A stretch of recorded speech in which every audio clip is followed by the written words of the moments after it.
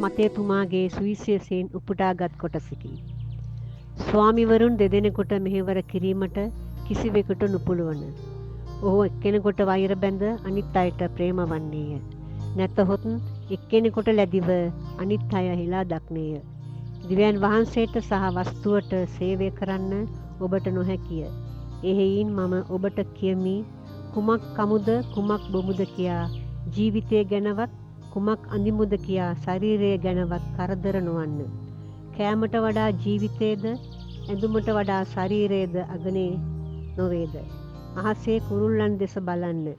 උන් වපුරන්නේවත් කපන්නේවත් අටුවල රැස් කරන්නේවත් නැත.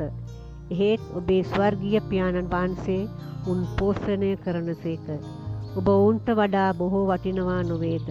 කරදරවීමෙන් තමාගේ ආයු ප්‍රමාණය දික්කරගන්න ඔබ අතරෙන් කවරෙකුට පුළුවන්ද. ඔබ ඇඳුම් ගැන කරදර වන්නේ කුමටද. කෙතේ මානෙල් වැඩෙන හැටි බලන්න. ඒවා වෙහෙසෙන්නේවත් නූල් කටින්නේවත් නැත. එහෙත් සියලු රාජ තේජස්වින් විරාජමානව සලමොන් වුවද මේ මල්වලින් එකක්සේ සැරසී නොසිටියේයයි මම ඔබට කියමි.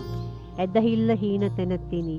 අද තිබී හෙට උදිනේ දැවී යන කෙතේ තනකොළ දිව්‍යන් වහන්සේ එසේ සරසන සේක් නම් ඊට කොපමණ වැඩියෙන් ඔබ නොසරසන සේක. එහෙයින් කුමක් කමුද කුමක් බොමුද කුමක් අඳිමුද කියමින් කරදර නොවන්න. විජාතින් සමවිතම සොයන්නේත් මේවාමය. මේවා ඔබට ඕනෑ බව ඔබේ ස්වර්ගීය පියාණන් වහන්සේ දන්නාසේක. එහෙත් පළමුකොට උන්වහන්සේගේ රාජ්‍යද ධර්මිෂ්ඨකමද සොයන්න. එවිට මේ සියල්ලන් ඔබට දෙනු ලැබේ. එබැවින් හෙට දවස ගැන කරදර නොවන්න. හෙට දවසේ කරදර හෙට දවසට සෑහේ. එක දවසක කරදරවලට තව කරදර එකතු නොකරන්න.